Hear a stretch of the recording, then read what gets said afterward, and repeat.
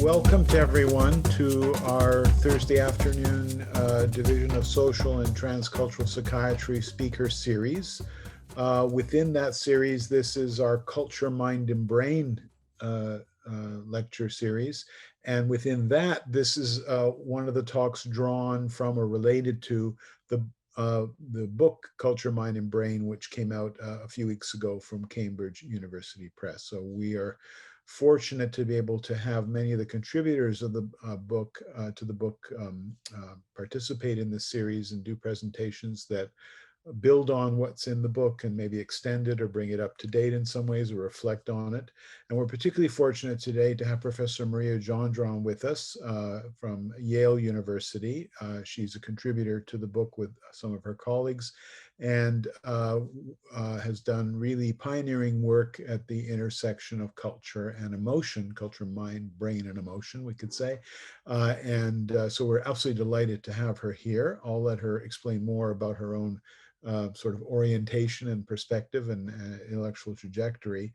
But I just wanted to emphasize that what you'll hear, I think, is really at the cutting edge of current thinking about how the social world and brain and body interact to give rise to what the category of phenomenon that we want to call emotion.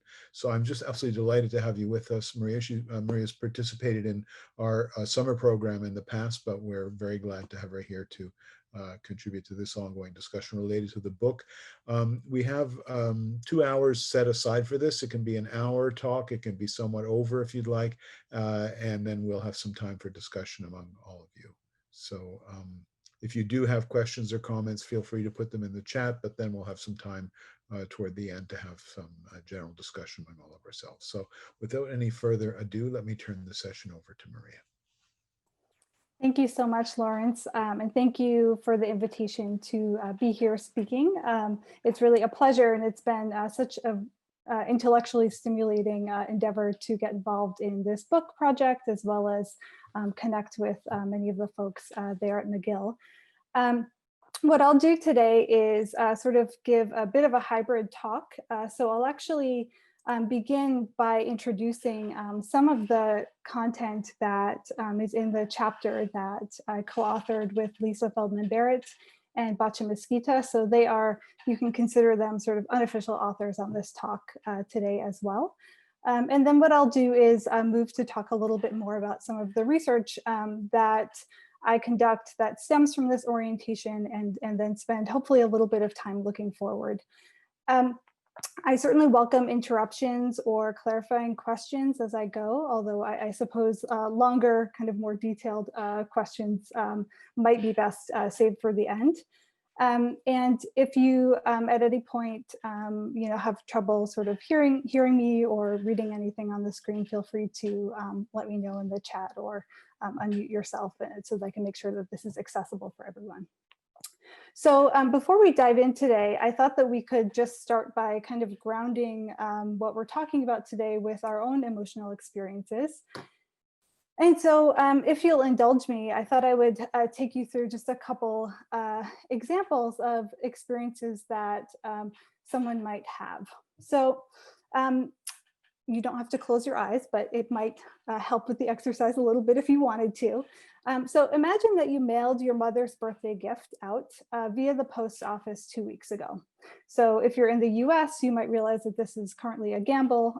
Hopefully you're somewhere where this is a slightly less unstable system.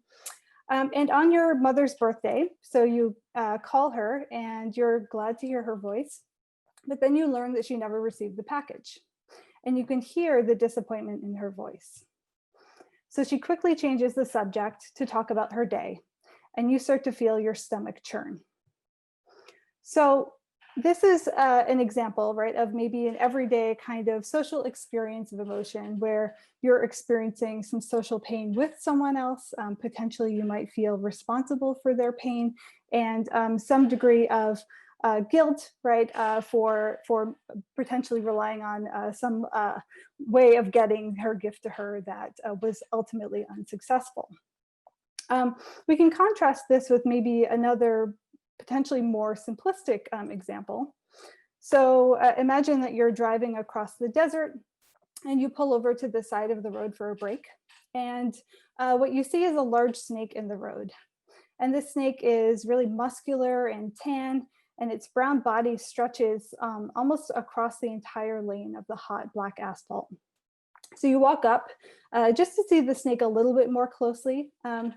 And the snake suddenly moves and strikes your leg with its fangs. You jump back quickly after you realize that it could actually reach you, and your leg starts to throb with pain as you return to your car.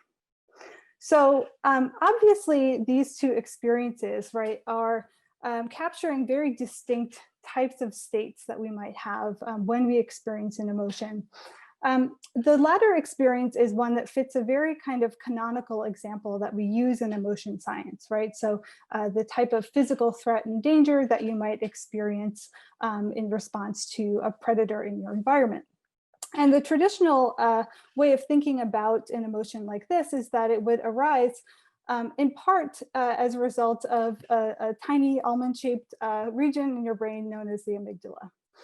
And here, the logic would be that seeing a snake, right, would trigger activity in this neural circuit, which would then activate some sort of central state that you have. So a central fear state in this case. It might lead to a change in your heart rate. So your heart might start pounding. Perhaps you gasp and scream and make an expression of fear. And perhaps, hopefully in this case, maybe even before the snake strikes you, right, you would have a quick reaction and run away. So this is a very, I would say, canned type of example that we use in emotion science when we're talking about maybe these prototypical types of emotional experiences, right? Ones that may be directly derived from some sort of threat, right, or opportunity in the environment. And examples like this are really drawn from this perspective that emotions are hardwired. That is, that they are built into our brains and our bodies so that we have evolved to respond to certain stimuli that are in the environment in a very automatic fashion. So this view would hold that the responses that you have to that snake are really obligatory, right? And the response that is driven by this circuit getting activated. So what I'm going to do today is kind of challenge maybe this intuitive and perhaps more familiar model of emotion that you have heard about, and talk to you about a different view which suggests that emotions are constructed. And what I mean by this is that in this view, discrete emotions are not literal mechanisms that live in your brain and your body and have unique biological underpinnings, but instead are collections of mental representations. And these are created by domain general processes that are in the brain and the body.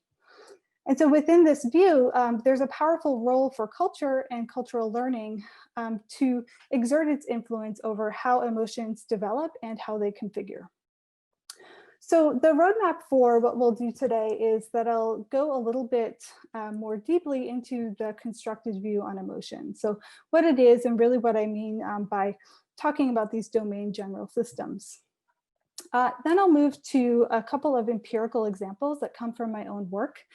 So first I'll talk about cultural variation in emotion perception as a type of question that opens up when you turn this traditional wisdom about how emotions work on its head. And I'll also talk about an area of work that might not traditionally be considered cultural, which is individual differences in emotion. And here what I'll suggest is that considering inculturation processes, the ways that emotions may be learned across the lifespan through early developmental processes, might actually yield the types of variation that we observe in the adult population. And then finally, what I'll do is spend a little bit of time talking informally about some of the challenges and opportunities that I see ahead in terms of how we can think about taking these current data and thinking about them more in terms of cross-cultural work, as well as work on individual differences and social interaction. So to begin, I want to come back to this canonical example of fear that I started with, which is really rooted in this locationist view of how emotions work. So the locationist assumption would be that the amygdala is the seat of fear. And so I just want to first address this type of prediction before we move on and consider alternative ways that emotions might configure. So one thing that we can observe when we look at meta-analytic data, which is statistical summaries of hundreds of studies that have looked at the brain basis of emotion, and we consider the base rates just of how many studies that have looked at the experience or perception of fear, in how many of those do we see this consistent activity in a region like the amygdala. And here what you can see pictured is that we see about 30% of the time you get this reliable signal in the amygdala for an experience or perception of fear. And if you've been kind of taught this dogma about fear being rooted in the amygdala, this should be pretty surprising, right? In part because this signal, right, is not reliable across the various instances. And so it suggests that some instances of fear may be based in other circuitry in the brain. It may be the case, of course, that perhaps there's unreliable signal in some of these studies, right? And so this might be a relatively sort of conservative estimate of how often the amygdala is involved in fear. That said, we can also look at something else, which is specificity. That is, how often do we see the amygdala when we actually look at other types of emotions that people have? And here the story gets even more interesting. When you look at emotions like anger or disgust or happiness or sadness, here we're actually seeing even more amygdala involvement than we saw for instances of fear. And so this really is inconsistent with this strong locationist view that the amygdala is the hub of fear, that it produces these experiences, and that perhaps these other emotions have distinct regions in the brain that support their sort of distinct forms. So these findings, at first glance might suggest that the amygdala is not telling us a very clear story about the nature of emotion. But one of the ways that the science of emotion has advanced in the last decade or so is to start thinking about emotions within a network perspective in the brain. And so what I mean by that is that the amygdala itself is situated within a larger network of brain regions that typically co-activate, right? And will sort of pass information to one another. So a network in the brain that the amygdala is involved in is pictured here. And this network is referred to generally as a Salience Network. One of the ways that we can think about the role of the amygdala in emotion is to think about the network that it participates in. And so here what I'm picturing is a resting state network in the brain. It's a set of brain regions that will cohere reliably together when looking at the sort of intrinsic activity when the brain is at rest. And functionally, these brain regions will often co-activate together. So when you're looking at an individual engaged in a task, you'll still see these brain regions tending to co-activate. And so one of the questions that we can ask is, what is the function of this network that the amygdala participates in? And previous research has suggested pretty varied roles for this network. So for example, it's engaged in attention, evaluation, distinguishing what's meaningful from what is not.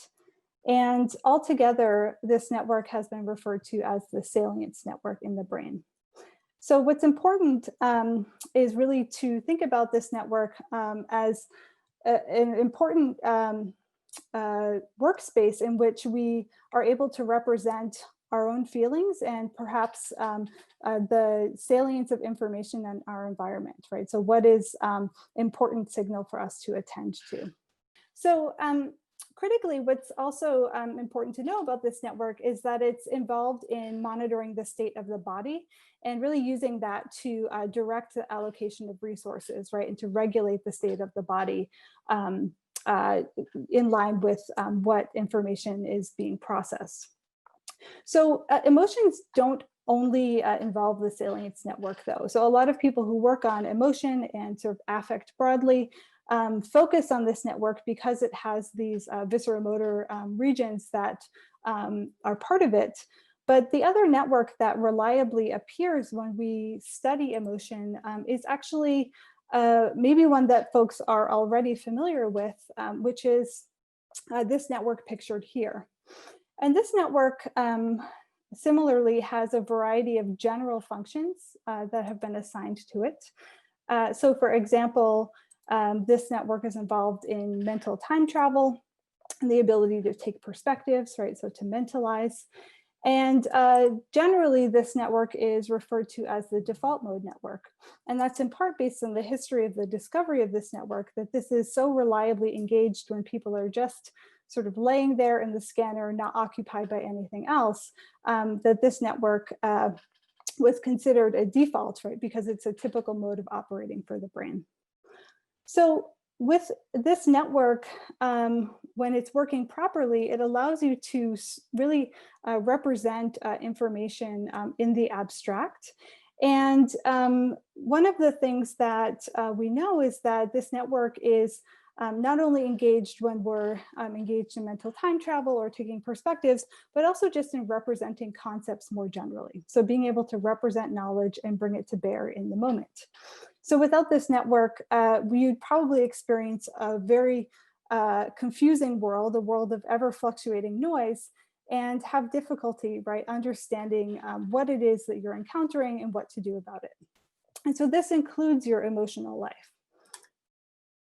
So to kind of put a fine point on it, this network is supporting meaning making. And meaning making can include situations like the ones that I was exposing you to earlier. And we can form meaning in a sort of consistent way, right? In a way that has predictable features that allows us to understand what's happening in the environment and how that relates to our current state. And when we do this, we can think of this as deploying a mental model. So just to kind of say a little bit more about these features, I'm going to show you a somewhat scary figure, but I'll try to break it down. So this is a plot of different features that could characterize different types of emotion situations like the ones that I exposed you to earlier. So emotion situations like getting bitten by a snake, or engaging in a social interaction that goes south. And what you see pictured here are a range of different kind of abstract event features. And in some literature, these are referred to as appraisals. In the constructionist view that I work from, we would refer to these as situated conceptualizations. But regardless of the label, what you can see is that these have a complex relationship with the underlying emotion categories. That is, these represent sort of higher dimensional information about what different emotions are like, right? And the different situations in which they occur. And what's critical here is that we actually see that when we're trying to classify accuracy for emotion in the brain, so if we just take the whole brain patterns of how regions like the default mode network activate when someone is experiencing an emotion, and we don't tell, right, the classifier anything about what emotion someone is feeling, and we try to predict, are they sad, are they angry? What best predicts that classification accuracy is this appraisal space, right? So it's the fine-grained kind of detailed representations of the aspects of the situation that are supported by the default mode network. So what this implies is that multiple networks are coming together to support emotion, right? And in this way, we can think about them as constructed. So one more point is really key when we're thinking about emotion construction. And this is the idea that mental models are not necessarily these highly passive phenomena, right? So it's not the case that we're simply encountering things in our environment, we bring online stored knowledge and we categorize it. Instead, we can think about mental models as predictive, in the sense that when we deploy them, we are essentially setting up expectations for what we will encounter in the world and what we will encounter in our bodies. And within this framework, what we are checking this against is information from the world and the body, right? So we have a set of expectations about how things will go, and then we're basically checking on the veracity, right, of those expectations. And violations of those expectations, right, are prediction errors about the particular emotion. And so to minimize, right, the cost to the individual to have our brains and bodies sort of coordinated with the world in an optimal way, we'd want to minimize the amount of prediction error, right? We'd want to have mental models that are allowing us to really adequately capture the structure of the world around us. So one system that we have for organizing these mental models is language. That is our ability, right, to collect these really varied kind of abstract instances of emotion into very systematic categories, right, that we view as distinct from one another. So the idea that the experience of pride, right, is distinct from the experience of joy, is distinct from the experience of awe. And consistent with the embodied cognition viewpoints, these aren't just static representations that people have, meaning that each emotion concept actually can bring online a set of flexible predictions. So when you bring online knowledge of pride, that might depend on the particular situation that you're in. You wouldn't necessarily bring online the same template for that experience every time, but it would depend on perhaps being in a sporting event, right, or in an academic setting. Your pride representation, you would hope would be slightly distinct. I would hope that when I'm experiencing pride in the office, I'm not going to sort of jump out and throw up my sort of, pride stance like an athlete would, but instead I'm going to tailor that knowledge and the sort of body states and actions that come along with it to the situation. So what's kind of important to note here is that invoking an emotion concept can have a powerful impact on the experience of affective phenomena, right? So of important phenomena in the world that our Salience Network alerts us to, and the default mode network is sort of adding additional structure on top of that based on their prior experience. And so we can think about emotion concepts as shaping our behavior and physiology, right? Serving as tools for us. And in this way, right, they add additional structure, and we can think of them as actually forming a new affective niche, right? A way of carving out sort of new states that are important to us and that are shared culturally with others. So what does this mean? Well, this is an image from a recent paper talking about the role of the default mode network in emotion. And what the suggestion here is that the default mode network allows us to both understand similarity, right, but bring online difference.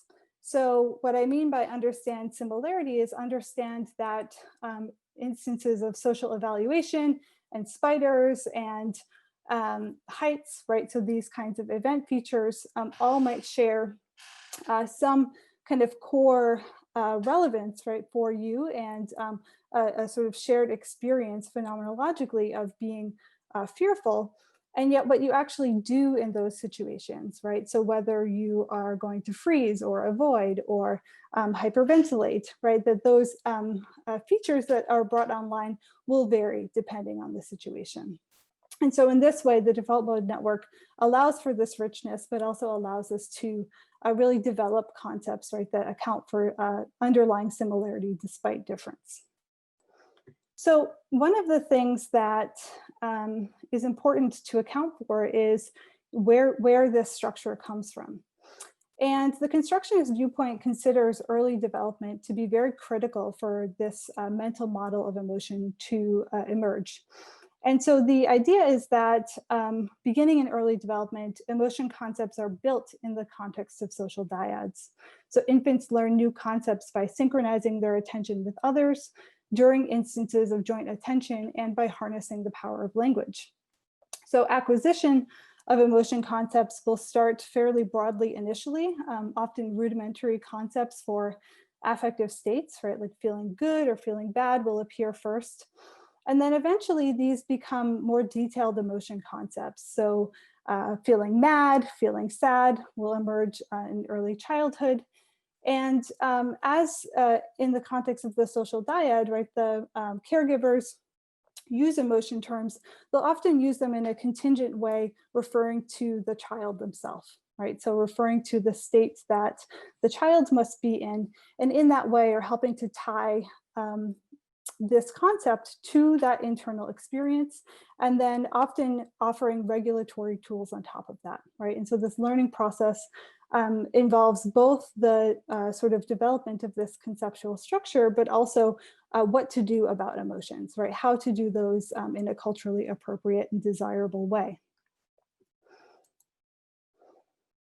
So over time, right, the number of concepts that an individual has and the ability to use these concepts in a very abstract way is going to develop, that is. And what we see is that for some emotion concepts, there's actually development throughout the first decade of life, right? So it might take children up until 10 or 13 years old, right, to really sort of get what it means to feel pride, right, or serenity, or some of these emotions that they wouldn't have very early on in development. And eventually, what happens throughout the teenage years is that the ability to abstract these concepts develops. So initially, what the representations of many of these concepts are really specifically tied to situations, right? And then over time, young adults learn to develop sort of these abstract thematic understandings of what emotions are, right? So sadness is the experience of loss. And it's this type of abstraction, right, that suggests that the default mode is sort of working optimally to allow for the similarity to be recognized, right, so that individuals can sort of extrapolate, right, from one particular instance to another, right? So you don't need to relearn what an emotion is in every context, right, but you can bring some of that knowledge to bear. So what does this have to do with culture? Well, if a lot of the structure of our emotions is actually learned in early development and anchored by language, this would suggest that culture is shaping our mental models for what emotions are and how they should work. And there's a lot of evidence out there already from adjacent fields to psychology and neuroscience that already demonstrates the power of culture in shaping the way that emotions unfold. I just want to highlight one very recent paper that tried to systematically look at emotion semantics across languages. So this paper essentially looked at the range of different world languages, not only contemporary, but over time, and looked at the collocates of emotion words. So when an emotion word gets used, right, it often gets used in particular contexts and often along with other emotion words. And using those associations, you can construct a network, right, to see which emotions are semantically close to one another. And what you can see pictured here is that there's actually pretty remarkable diversity in the ways that these emotion networks are configured. And here this is visualized by major language groups. And so this is just one example, right? So very high level example of how the nature of emotion might be differentially configured across different linguistic groups, right? Which are often sort of embedded within different cultural groups as well. So to kind of push on this just a little bit further, Bacha Mesquita has also done work trying to understand how individuals who are encountering a new culture, right, might be under some sort of pressure, right, to acculturate their emotions. So if it is the case that different cultures actually do emotions differently, it may be the case that individuals actually have to learn how to sort of adapt their emotions to fit the norm, right, for their new host culture. And so here, I'm picturing some data from a paper that was published in 2011, demonstrating for the first time this emotional fit framework. And what the researchers did was they asked participants to write about a time that they had a positive but disengaged emotional experience. And then they had the participants rate different emotions that they would have within that situation.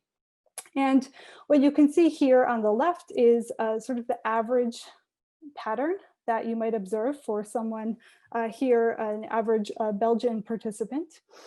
And on the right, what you can see is an example immigrant pattern that has a high fit with that Belgian majority. So this individual is reporting a very similar emotion profile, right, to what you would see in the majority. In contrast, if you look at this profile, you can see a very different way that these emotions are configuring. So now the tendency to experience a host of different negative emotions, right, is higher for this individual within this type of context. And so this individual would have a very low pattern fit. And what Mesquita and colleagues have found is that this pattern fit actually predicts adjustment and is predicted by general orientation, right, toward that host culture, right? So engagement with the host culture, suggesting that we don't just sort of develop inflexible patterns of emotion, but that these can be sort of shifted over time, right, depending on engagement with a particular cultural group. So I hope that by this point you have a broad sense of the ways that emotions are not simply kind of these hardwired, pre-configured phenomena, but seem to really derive their structure from cultural learning and from learning across the lifespan. And what I want to do next is to take you through an empirical example of how really this perspective on cultural variability leads to some sort of old questions asked anew. So here, what I'm specifically going to talk about is cultural variation in emotion perception. And what I'll start with are just some exemplar faces that you may have encountered maybe in an undergraduate textbook or perhaps in the literature. These are used fairly, faces like this are used fairly frequently in the clinical neuroscience literature, for example. And the traditional narrative, right, surrounding expressions like these is that because they issue from these dedicated circuits, that folks from around the globe, right, should have the ability to perceive these emotions similarly. So the ability to see that the first face is angry, or this last face here on the right is surprise, shouldn't be a challenge, right? If you have this kind of built-in system for emotion signaling. And this is the sort of basic kind of assumption that drove a lot of early work on emotion perception across societies. So I've asked a very simple question, which is, do these canonical facial expressions have universal emotional meaning? And to do this, I've used a small scale societal model, meaning that I've done work in smaller societies that largely exist outside of large scale political, social, and economic structures of nation states. And as a result, a lot of these small scale societies will provide a context for observation where the potential to document diversity is maximized. So what I'm going to tell you about today is data from the Hadza hunter-gatherer community that is located in Tanzania. And at the time that this data was collected, the individuals that I tested were still actively hunting and foraging and living in relatively mobile camps that would change depending on seasonality and access to goods. And the Hadza offer a really kind of rare opportunity to study emotion, in part because they live within an ecological context that's close to that in which emotions and their purported expressions are said to have evolved. So they're a really high value sample from that perspective. And so despite substantial interactions with other ethnic groups over the past 100 years, at the time of testing, the social structure, mobility, residential patterns, and the like were all relatively consistent as they were, at the beginning of when anthropologists started documenting this community. So I do want to just put a caveat in here, which is that there's no suggestion here that the Hadza are models of Paleolithic life, only that they continue to occupy an ecosystem, right, in which some of the forms and functions of facial expressions that are hypothesized in the literature, such as widening of eyes to be able to see predators, that these forms and functions would still be relevant today. So I'm just going to tell you about a relatively simple experiment, in part because I think that this is perhaps one of the more clear-cut ways to understand what the differences are between the Hadza emotion perception pattern and the US emotion perception pattern. But in the Q&A, I'm happy to talk about some other tasks that we've done to try to test the robustness of these effects in more sort of tightly controlled experimental contexts. And so here, what we did was we had participants presented with a set of facial expressions, so a picture like this. And they saw 6 different target poses. So they would be scowling faces, pouting faces, wide-eyed faces, wide-eyed gasping faces, smiling, and nose wrinkling. And these are poses, right, that correspond to purported expressions for emotions of anger, sadness, surprise, fear, happiness, and disgust. And what we did was we asked our participants to tell us what the person in the picture was feeling. So they were not timed. They were given sort of ample opportunity to provide a response if they had one. And then what we did was we coded the fit between the label that they provided and the predicted Western category that they should generate. We also did this with American participants. And so I'm showing you first the data from the US participants so that you can see that as a point of comparison. And so here, bright colors along the diagonal would indicate individuals providing an emotion label that matches the expected sort of universal emotion that should be perceived in the face. And this is the data from the Hadza sample by comparison. So where we would expect along that diagonal, right, a very similar strong pattern of providing relevant emotion labels, we do not see that kind of an effect. We do see for anger that there was a fair amount of use of that label for the scowling target. We also observed, however, that the anger label was used across a range of different expressions. And so there is some degree of specificity that is lacking there, despite this reliability for anger.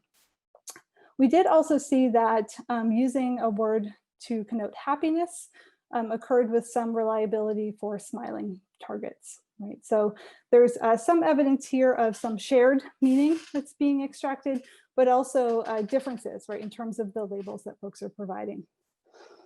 So putting this with the larger literature, what we've actually been able to observe across a range of different tasks that was recently reviewed in this paper that I'm citing here, that more current samples, so samples that have been collected from sort of 2008 onward, don't show the expected pattern of universality that was documented in the very early literature on emotion perception. So here, yellow are studies that are showing maybe some modest support, and gray are studies that are showing weak to no support for this universalist viewpoint. And so what this suggests is that in part, right, we may have been seeking out and assuming that there was structure to emotion perception that was universal, right, and grounded by biology in a way that just does not seem to be the case in terms of these perception studies. And so I think what is quite compelling, right, is now this opens up a range of questions that we could ask about what the nature of facial behaviors are in these societies. What are the categories that individuals do use to label these faces? And are there general kind of cultural features that we can use to predict this type of variation? So next I want to move to a second empirical example, and hopefully you won't feel too much kind of shock from the shift to this example, but what I want to illustrate is the ways that this constructionist perspective doesn't only have implications for cross-society comparisons, but also for how we think about how emotions configure within a society. So coming back to this example that I provided earlier of providing labels for emotions, one of the ways that we can investigate variation within a society is to think about the ways in which people may bring different meanings to bear, right, for these different emotion terms and what those different meanings, right, might suggest about how their emotions unfold and how functional their emotions are. So many of us are really exemplary cultural carriers, and we have very precise understandings of what it means to feel disgusted versus irritated versus angry. And we use those words in a very context-specific manner. Others, it turns out, don't do this so much. And you may have people in your life like this. You ask them, how are you feeling? And they say, nah, feeling bad, right? Feel like crap. And that's about the precision that you're going to get from them. And this is actually reflecting a real individual difference that we observe across individuals called emotional granularity. And so individuals who are relatively more granular are going to be able to deploy these concepts, right, in a very precise way that is tied to the situations in which they're embedded. So for example, someone who is relatively more granular might use these concepts like this, right? Each of these are sort of distinct entities that they would label emotion states by, whereas someone who is relatively agranular, right, or low in granularity might treat fear and anger and disgust and irritation as relatively interchangeable, right? So high arousal, negative emotion, and when you ask them to use these words, they'll do so in a largely interchangeable manner. So the idea here is that highly granular individuals have greater precision in their emotional reports. And what we know from the literature is that this type of precision matters. So it's related to the ability to regulate your emotions effectively. It is implicated in a range of forms of psychopathology. So if you are someone who is carrying a clinical diagnosis, in many cases you are lower in granularity. And interestingly, granularity can even ebb and flow under the context of stress, right? And when you're potentially under working memory load. So individuals situationally will have an inability, right, to sort of draw on their stored knowledge about emotion and use it in an effective manner. And so what this suggests, right, is that the inculturation of an emotion, right, so being able to learn about what an emotion is, right, and use that in your day-to-day life has important implications. So one of the things that I've become interested in is taking this kind of an approach, right? So studying emotional granularity and extending it to our social perception. So is it the case that people who have difficulty treating their emotions with precision inside themselves also have similar difficulty with other people's emotions? So the way that we typically measure experiential granularity would be to give people an EMA study, so electronic momentary assessment. We would page them or sort of ping them on their phone multiple times a day and ask them to report on a range of different emotions. How are they feeling at that point in time?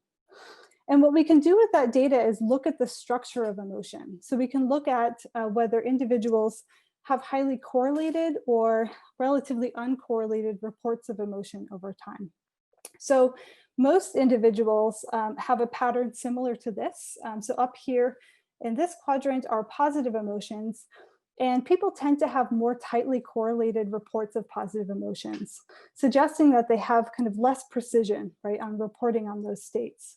So states like enthusiasm and joy and gratitude might all be co-endorsed around the same time. Negative emotions, in contrast, tend to have a little bit more variability in terms of how granular folks are. So some people will be highly granular and use these words with a lot of precision, and other people will not. And so what we do to measure or to assess granularity from these types of self-reports is look at the correlations of use over time. So high correlations within valence is a marker of low granularity. So what I've done to build on this is to try to look at how social perception might relate to this.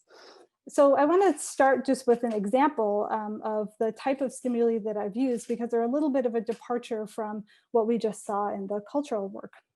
So here, imagine that you are a high school drama teacher watching the Academy Awards, and you just heard your name being mentioned by an Oscar winner. Okay, so this is the kind of setup, the scenario. Now I'm going to show you a set of faces, and maybe in the chat folks can indicate which of these faces they think corresponds to that situation.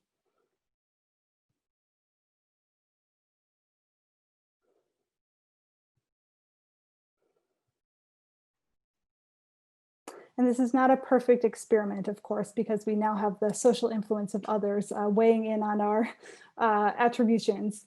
So we see a lot of 5s and 4s coming in, maybe a couple 6s. The actual pose that was generated for this scenario by one of these esteemed actors is actually number 3.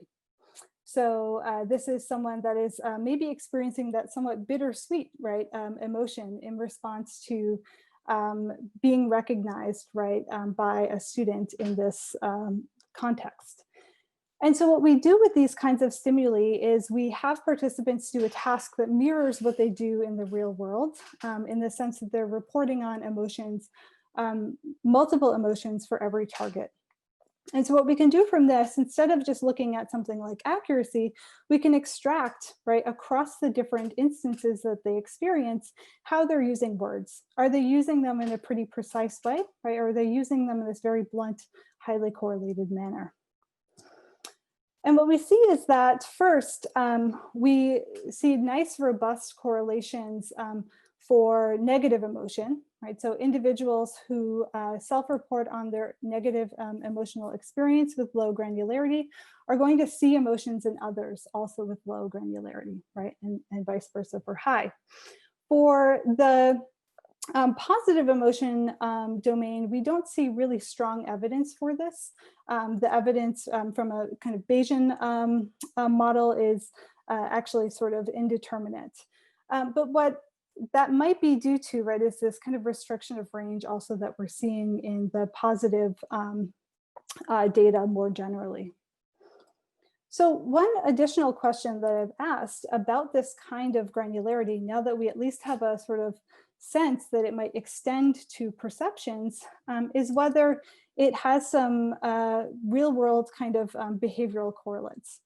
And the way I decided to look at this was to give participants an in-lab task where they are asked to provide advice. And this was one of those fun projects that kind of grew out of a student's idea.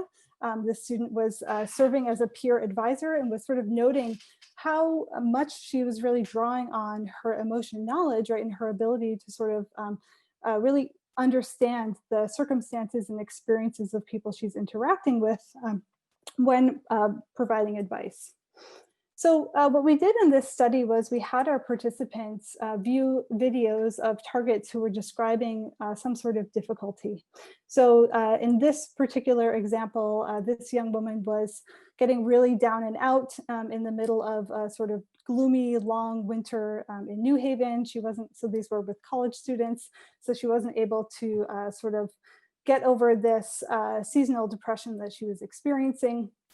And it was left open-ended for the participant in the study to respond really in any way that they would like to that target individual. So what we had them do was record a video message. So they went in and self-recorded a message that was for that target individual. And I'm just going to tell you about the video message data. There's actually a lot more here that we could explore. But our primary question was whether the quality of those video messages is going to be related to individuals' granularity.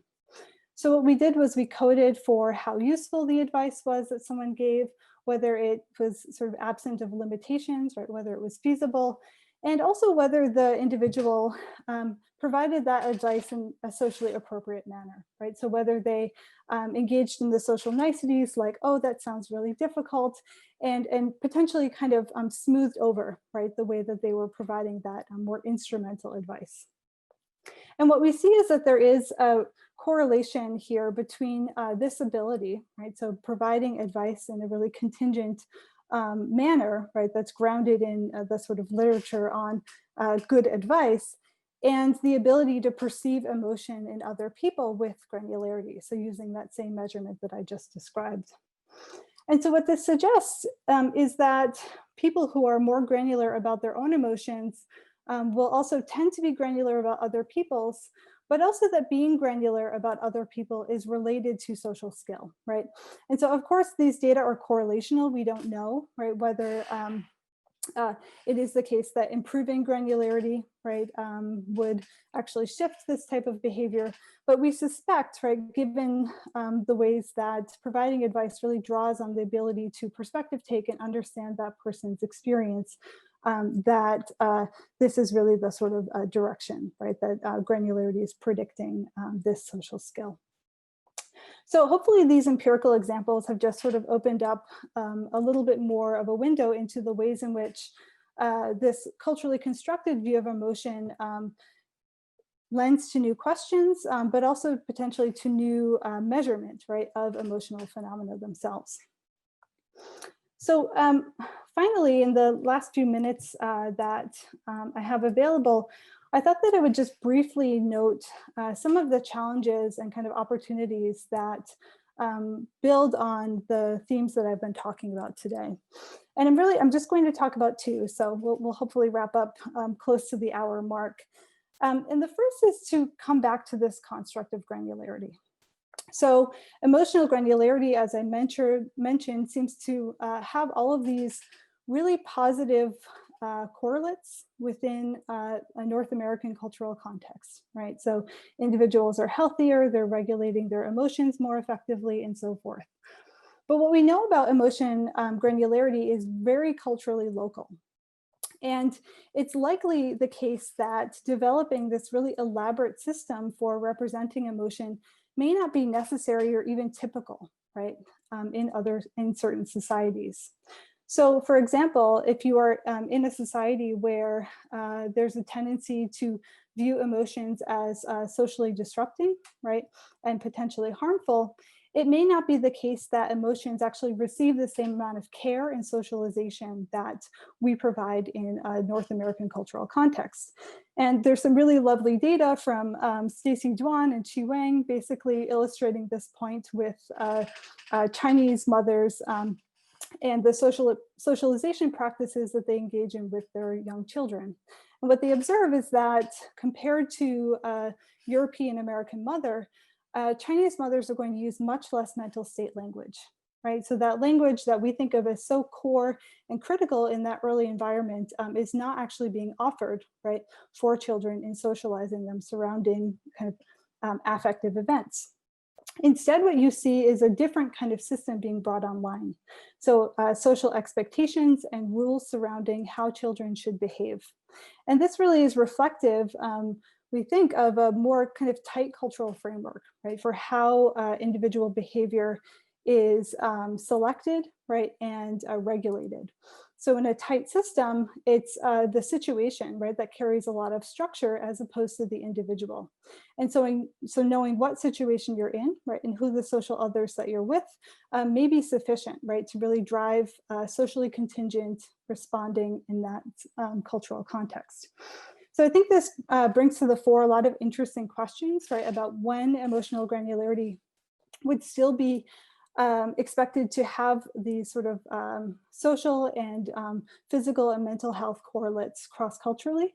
We may find that it has a similar effect given the shifts that we're seeing in kind of globalization writ large and the sort of exporting of a Western cultural model of the mind.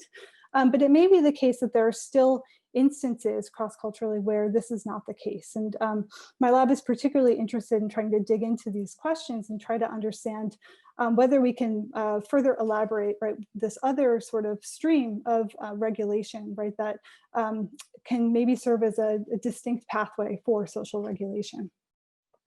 The final kind of challenge / opportunity that I see is really thinking about how emotion communication unfolds. So if we use emotion words in this really flexible situation contingent manner, and if we deploy concepts that we are sort of taught, right, within our own cultural framework, this suggests that emotion communication is going to be difficult in a few particular cases. So one you can think of is, of course, in a cross-cultural setting, right? So even using the same emotional term, right, the same concept may not actually have shared meaning, right, across individuals. And so you would expect that there may be relative difficulty, right, in getting individuals to kind of sync up with one another, right, and do so both maybe at the kind of psychological level, but even biologically as well, right? So to be able to synchronize their physiology and their neural patterns. The other test case that I am particularly intrigued by is what happens when you have individuals who have sort of different repertoires for emotion, right? So say you have an individual who is very high in granularity, so you can think of maybe a therapist, right, as the ideal kind of person, right, that has maybe a strong mastery of emotions, right, and can guide someone through understanding their own states. And they're interacting with someone who's relatively low in granularity. So what are the costs and sort of difficulties that are incurred in that kind of a context? When is it the case, right, that being in these asymmetrical contexts can actually lead to sort of growth, right, for one person? Or is it the case that in some interpersonal contexts, the more granular individual may actually kind of adapt down, right, and sort of restructure the way that they're experiencing their emotions in order to co-construct a reality with the other person? So I think that these are just intriguing questions. We don't have clear answers to them at this point, but they really follow from this perspective on thinking about emotions as dynamic and as enculturated. So to close, I just want to thank you, of course, for your attention. I really appreciate your attendance here today. I also want to acknowledge my collaborators, field assistants, and sources of funding on the bits of data that I introduced today, and of course my wonderful lab back here in New Haven. Thank you so much for just a wonderful talk with so many interesting implications, both for our concepts and research, but also, as you began to allude to, for our understanding of clinical practice, whether in psychotherapy or in emotion-related problems that people get into and navigating the social world. So I have one question, clarification, that's sort of methodological and probably also betrays my lack of clarity about this. But when you talk about granularity, it seems to me that that granularity can apply both to differentiating states of oneself, but also states of the world in some sense. And when I think of words like pride and relate that, for example, to notions of honor that exist in many societies, there are many different versions of that. And our English vocabulary is quite impoverished as far as that goes. So the question is, how does one generate a set of categories that are maybe tied more to social scripts or scenarios than they are to bodily states per se, if we're acknowledging that what goes on in emotion construction is some kind of bundling of those things together to make up a set of categories. Because it's always struck me that beyond the sort of basic emotions, the sort of things that there's some overlap between us and other animals, we get into a larger vocabulary that's very closely aligned to configurations of the social world that vary quite a bit in terms of the scenario and what's expected of you in that scenario and what happens next, and all that somehow is being built into certain emotion concepts. So how does one get at in effect an enlarged vocabulary to sort of capture that aspect of the granularity? That is such a fabulous question. I think what I would say is that the literature is really not there yet in terms of how people have been operationalizing granularity. But that is exactly the direction that we need to go in. So one of the questions that we've been pondering is, well, so if you take, so in that very scary figure that I showed earlier with all those abstract kind of event features, right? If you take something like that, right, and you have people actually report right on those abstract event features, maybe you could do it in a task or out there in the real world, would you see that people who actually are better at distinguishing those, and maybe if you did it in a task, you could look at cultural consensus as well, right? So people who are agreeing with other people in their community, you would expect that within a kind of Western cultural model, those individuals should have higher granularity, right, using these sort of emotion terms. It may be the case that this actually sort of pulls apart when you're looking at other societal contexts, and instead there may be other kind of linguistic devices that are used to distinguish between different situations. I'm admittedly short on examples there, but I think that it's very possible, that there are other forms of structure that are used in language, to enculturate and to provide those kinds of constraints, on meaning making and on how you should behave. So I think that that's exactly where we should go, but I unfortunately don't have any data to speak to that at the moment. Great. Thank you for a really illuminating presentation. That's really, we've got some thumbs up here. That has really, I think we've all benefited immensely. And I hope this is part of an ongoing conversation through the Culture, Mind, and Brain Network and our summer program and other things where we hope we'll be able to continue in this conversation with all of you. But thank you so much, Maria, for being with us. And, yeah. Thank you so much. It was great to engage with you all, and I hope you have a wonderful evening.